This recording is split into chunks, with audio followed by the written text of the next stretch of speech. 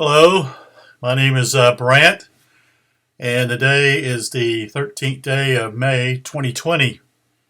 And what I'm going to do today is share with you what the early church fathers taught about free will and the issue of sin.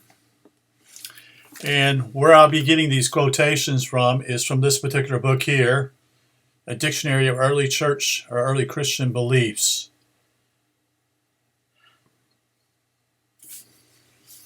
And so some of the people we will talk about are people like Irenaeus, who was an early church father, Clement of Alexandria. We'll also talk about Justin Martyr. We'll also talk what I call probably one of the major theologians at that time was Tertullian. He talks about some quotes here, and they're here. They're just plenty of quotes here. There's at least like eight pages, 8 or 10 pages of quotes here about free will. So let's just start here at the beginning. With Justin Martyr.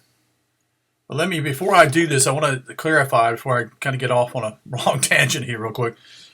What the church today is teaching that you are born into sin. The doctrine is called original sin, and it inherits from Augustine. And he is considered the father of all the churches, that is the Catholic, Eastern Orthodox, and the Protestant churches. Each would see him as their father of their particular denomination or belief system. And he came up with the idea that Adam and Eve sinned, they disobeyed God at the beginning, and that with them being sinful there, they were not capable of actually doing anything good.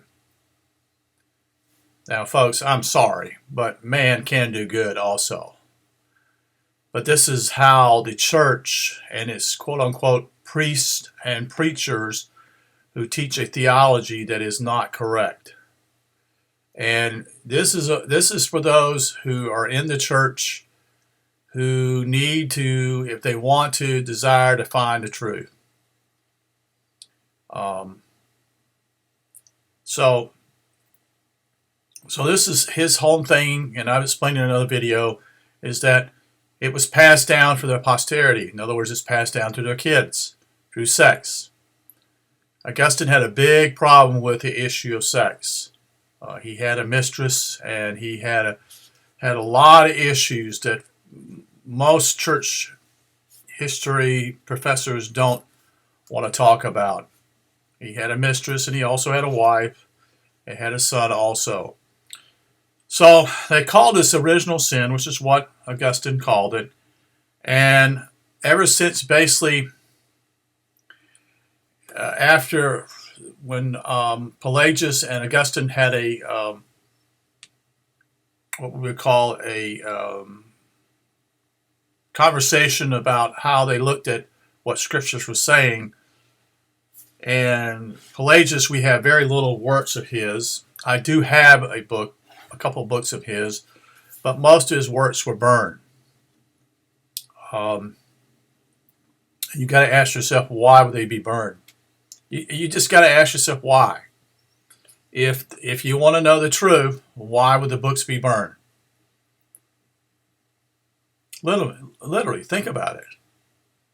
Why would you burn books that were written by your opposition? So these were debates that took place between him, and all we have mostly is what Augustine refers to, what he said in his debate between Pelagius and himself. Most people don't even know who Pelagius is. Nobody. He's really basically off.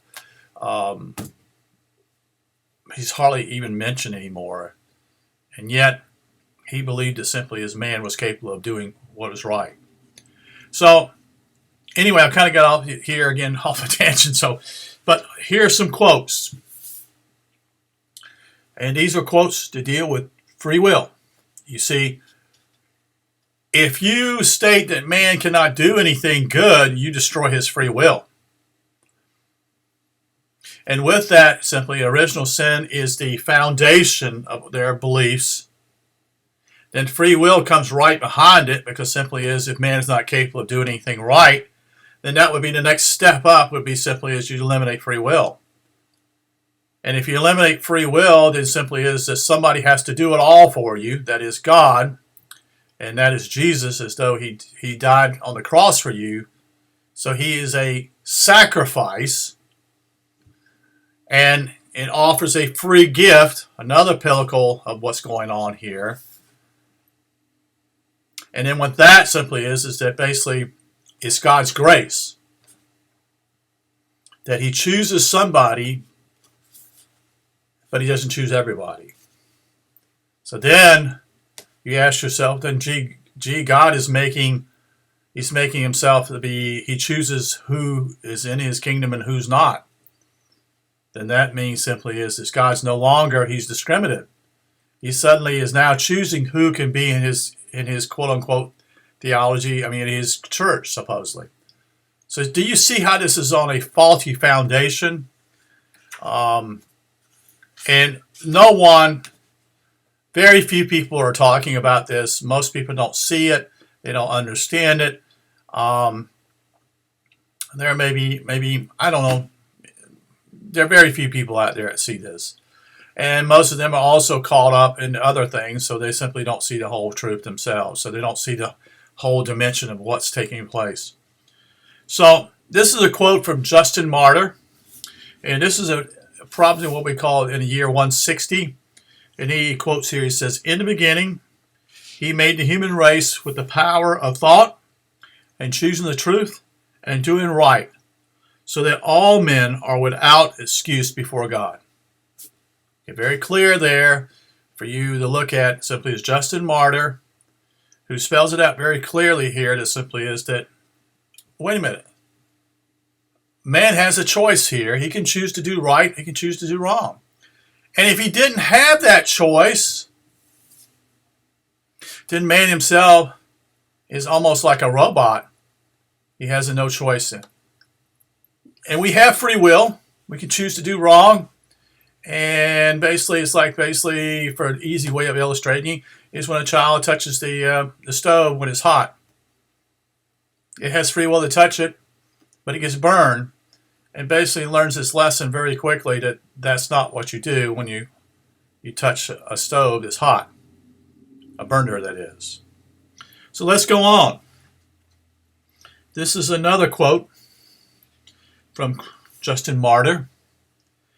Neither do we maintain that it is by faith that men do what they do, or suffer what they suffer. Rather, we maintain that each man acts rightly or sins by his free choice. Since God in the beginning made the race of angels and men with free will, they will justly suffer in eternal fire and punishment or whatever sins they have committed. And again, that leads to another punishment here, essentially, is also, so Justin Martyr is already wrong on that perspective too, that they're going to be fire and damnation type of thing. So he goes on here. I'll give you another one from Justin Martyr. "It was God's desire for both angels and men who were endowed with free will, that if they chose the things acceptable to him, he would keep them free from death and from punishment. However, if they did evil, he would punish each as he sees fit." From Justin Martyr. Again, this is around 160 AD. Here's another one. These are all quotes from Justin Martyr. Okay, this is an early church father. This is another 250 years, or roughly in that neighborhood, before Augustine is on the scene with Pelagius. He created both angels and men free to do that which is righteous, and he appointed periods of time during which he knew it would be good for them to have the exercise of free will. Again, very clear. Another quote from Justin Martyr. I have proved in what has been said that those who were foreknowledged to be unrighteous, whether men or angels, are not made wicked by God's fault. So God didn't foreknew that basically you're going to cause them, you're going to be this way. Rather, each man is what he will appear to be through his own fault. In other words, he chooses again if he wants to do what's right or to do what's wrong. Now, we're going to another particular church father. This is Tatin, T-A-T-I-A-N, and this again is roughly a 160. We were not created to die. Rather, we died by our own fault. Our free will has destroyed us. We who were free have become slaves. We have been sold through sin. Nothing evil has been created by God. We ourselves have manifested wickedness, but we who have manifested are able again to reject it. So again, he's pointing out here clearly that you have free will.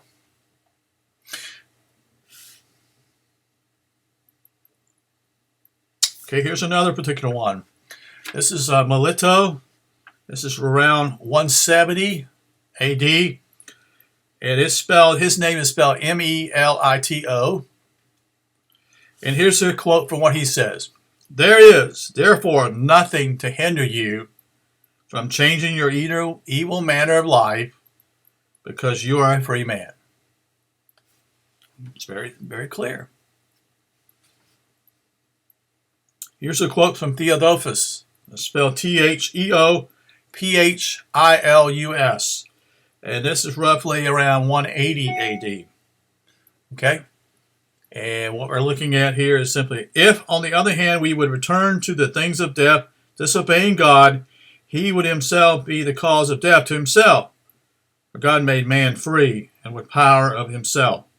So in other words, he was capable of the end to do what was right, and that God is not the author of sin. This is what these other men are doing. They're deceiving you. They bought into what Jesus talked about this. He stated that basically there would be false teachers after him who would preach another gospel. And they do. Go on here.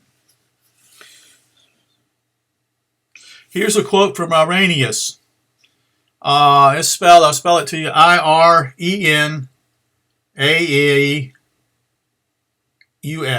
This is 180 AD. But man being endowed with reason, and in this respect similar to God, having been made free in his will and with power over himself, is himself his own cause that sometimes he becomes weak and sometimes chafe. In other words, he can produce wheat, W-H-E-A-T, or he can be chafe, C-H-A-F-F. Another quote from early church father Irenaeus in 180. God has always preserved freedom and the power of self-government in you. Yet at the same time he issues his own exhortations in order that those who do not obey him would be righteously judged because they have not obeyed him. And those who have obeyed and believed on him should be honored with immortality. That's from Irenaeus in 180 AD. Now you're getting the picture here. The early church believed that people are free. They choose. They choose to do what's right or choose to do what is wicked. Now, that means simply they would be opposed to what Augustine would be teaching later on if they lived that long, because they are saying simply as you do have free will, that God is not the author of sin, never has been and never will be. Now again, I'm not a Christian.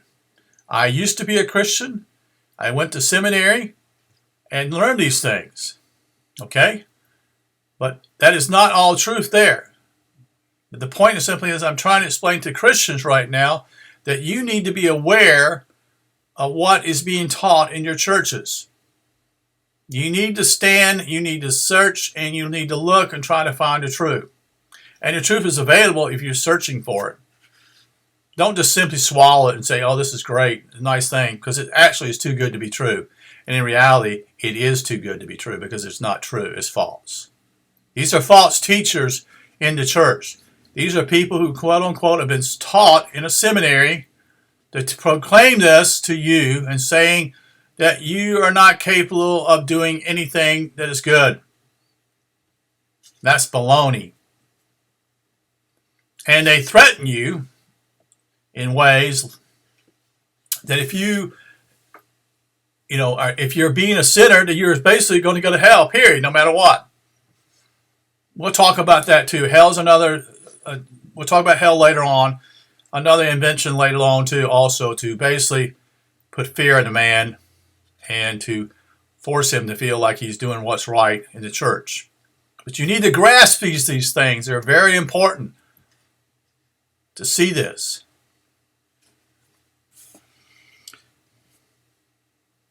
This is another quote from Irenaeus in 180 in his early works. This expression sets forth the ancient law of human liberty. For God made man free from the beginning. So there's no Adam and Eve stuff here, folks. Okay? There's not even looking at that. Okay? Possessing his own power, even as he does his own soul, to obey the commandments of God voluntarily. And not by compulsion of God. So no, God's not going to force things on you and force you to do that. Because then that would be, again, you would be robotic. And you would not have the choice of doing what is right and wrong. That's why you have free will, in order for you to be able to make a choice. What they've given you is simply you don't have a choice. Because they're claiming you already are wicked from the start. And that's not true. And you can look at in a child's eye, and you can see it as a baby. There's no wickedness in that child. That child is innocent. How can you do that? But that's what Augustine taught.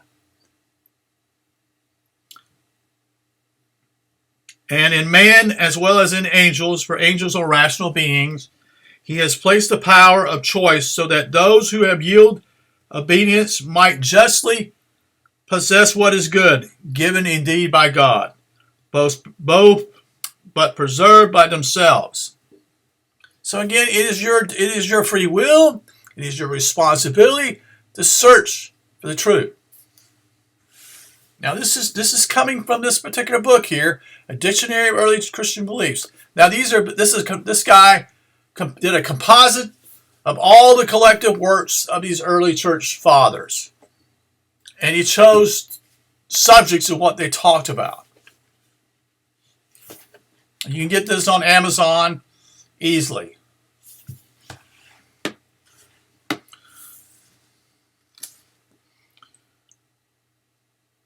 Here's another quote from Irenaeus. Not, again, does God exercise compulsion upon anyone unwilling to accept the exercise of his skill. They have been created free agents and possess the power over themselves. Irenaeus. So there are no excuses here. Irenaeus saying, you can live this life if you choose to. Free will. Another quote from Irenaeus. Again, it's around 180. Those who believe to do his will agreeable to their own choice, likewise are agreeable to their own choice. The disobedient do not consent to his doctrine. It is clear that his Father has made everyone in like condition, each person having a choice of his own and his free understanding. Irenaeus. This is a quote from Clement of Alexandria, around 195 AD. In his quote, is very clear. It says, we have believed we have believed and are saved by voluntary choice. There's no compulsion from God. There's no pressure. Again. Another quote from Clement. Each one of us who sins with his own free will chooses punishment. So the blame lies with him who chooses. God is without blame. So this is all, you can see how this is wrapped up here, how the theology, even at this early age, simply is that God is not the author of sin. You can see that being a key here, with also man having the choice of having free will.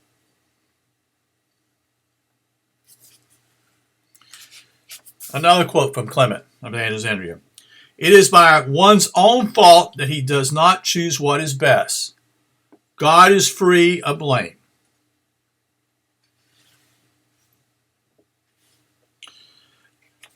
To obey or not is in our own power, provided we do not have the excuse of ignorance. Clement of Alexandria, around 195.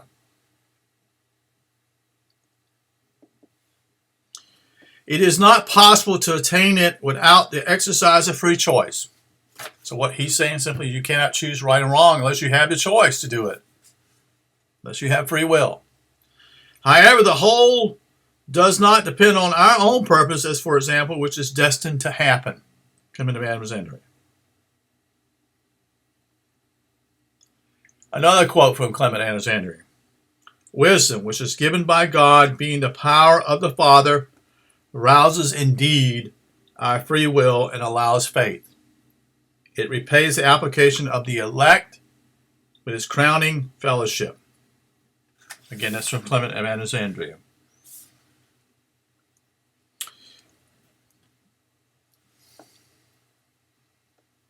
Another quote from Clement.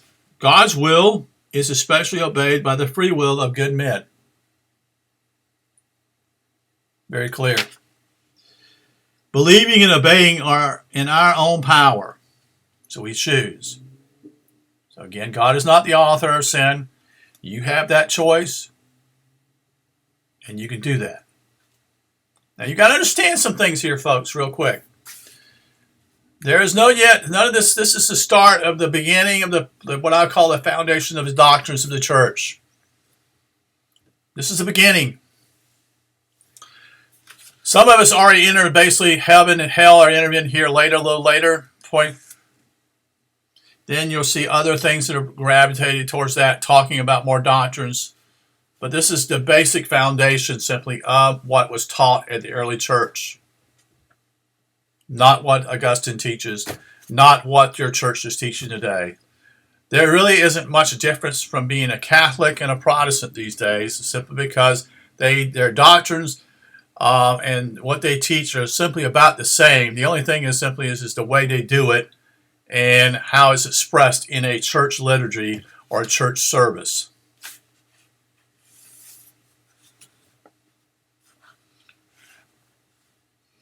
Okay, this is from Tertullian now. I'm going to talk to him. I find then that man was constituted free by God. He was master of his own will and power. For a law would not be imposed upon one who did not have in his power to render that obedience. In other words, it wasn't given to him unless he had the ability to do the right thing, which is due to law. Not again would the penalty of death be threatened against sin, if a contempt of the law were impossible to man in the liberty of his will. Man is free with a will either for obedience or resistance.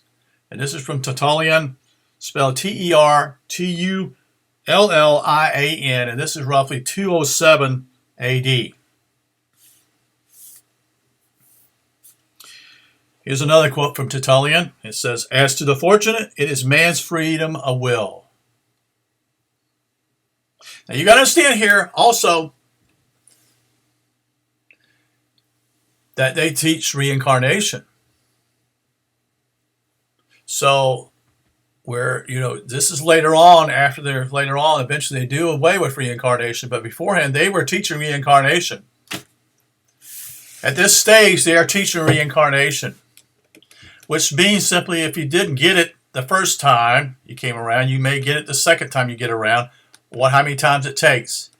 Okay? That's God's grace. That's the Creator who gives grace. Okay? All right? So, see, again, God is not the author of sin. You choose how you live your life. You have total freedom. It's only by the recognition of the goodness of the Creator. I don't use the word God because it comes with a lot of misnomer, a lot of static with it that simply creates more problems. So it's the Creator who did this. All of us are really children of God in the first place.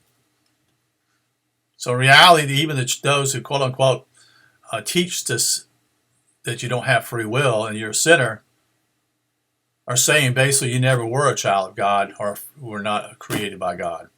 I shouldn't say created by God. That you were not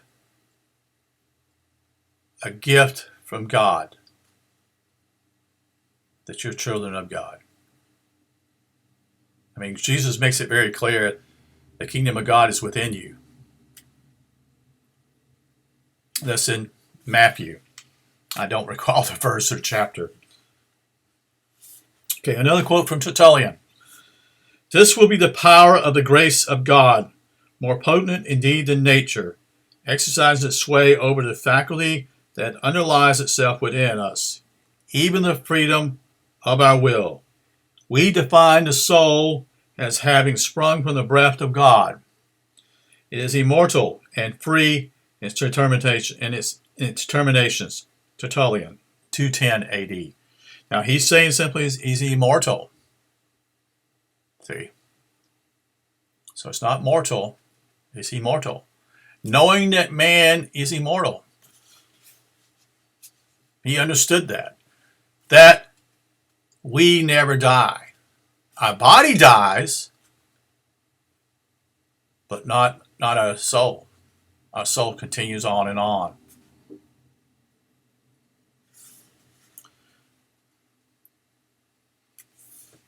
There's another quote from him, from Tertullian. You must necessarily correspond to the seed from which you sprang. If indeed it is true that the originator of our race and our sin, Adam, willed the sin which he committed. Okay, so he's talking about Adam here and saying he's done something wrong, but it doesn't affect only him. It does not affect us. This is from Tertullian. And this was in 212 AD. This is a quote from Barnesens. I don't know how to pronounce this. I'm going to spell it to you.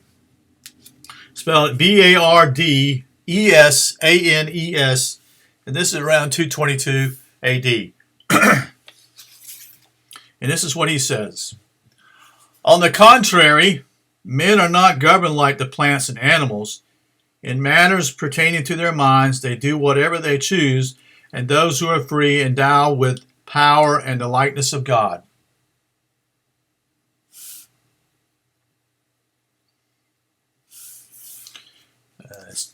Don't want to go too much longer here, so I want to explain a few more verses.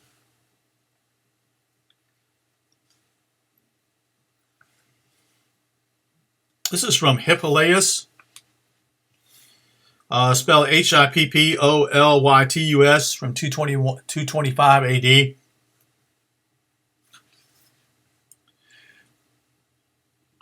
God, who created the world, did not, nor does not, make evil. Now man who was brought into existence was a creature endowed with a capacity of self-determination. Yet he did not possess a sovereign intellect. Man, from the fact of his possessing a capacity of self-determination, bringing forth what is evil. Since man has free will, a law has been given him by God for a good purpose. For a law will not be laid down for an animal that is devoid of reason. Only a bridle and whip will be given it.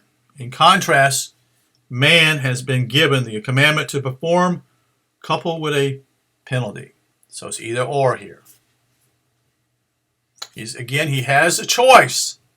He has the free choice of choosing. And they're denying that here in the churches these days. They are not telling you the truth. They're lying to you. They're buying into theology that they don't even realize they're teaching. It tickles their ear and they think it's great. In fact, that's why we tell it simply is that when I was a Christian and went to share in visitations or with kids, we say it's God's greatest gift to mankind. Because there was no hope of man ever coming to the idea simply as having free will. So it was a gift. See, this is why the necessity of Jesus dying on the cross. They have to make that a penalty, make that certain in a way that people understand that he was God's own son, and basically he died for everybody's sins. Or, as others would see, he only died for those who were chosen, which is what they are saying. That's how what I call certain Pelagists, or what I call semi-Pelagists, would say simply he died for all. But most would say simply, as in the church today, would say no, he died for the elect or his chosen. Most don't even realize that what they're teaching it's man's doctrine. It has nothing to do with God. It has nothing to do with him. Nothing at all. It's a cleverness of man and his way of trying to exercise a doctrine that gives him an excuse to live in sin, then gives him a gift so that he can get out of his sin, that is, he was born in sin. And yet, those who teach this are, how would I say, looked upon on a pedestal, as though they know more than us, that those who are willing to see the truth. We know that the church is dying. It is dying because most people reject this. That is outside of the church. But those who are inside the church are not recognizing that simply as they've been told a pack of lies. And they are those who are manipulating people in this, and they're profiting off of this. A lot of times simply by money. I think we'll stop here. There are more quotes here, but I've already gone over 30 minutes. So it's key to you understand, pick up this book. Just pick it up and go. It may be online, I don't know, but I'm sure you can get it from Amazon. And it's got all kinds of things here dealing with all types of different subjects that this guy did. And who was, why are certain people such and such? We'll go into other subjects. Dealing with simply is, was Jesus part God, part man? Or was he 100% God, he was 100% man? He was 100% God, he was 100% man. There's all this stuff here too. Just, again, it's all been created. All this is to fool you in thinking that you need to be a part of a system, which is a religion in itself. And it keeps you from really living. You live in bondage. You live in fear and afraid of being who you really are. Anyway, I appreciate you listening, and I wish you a good night. Thank you.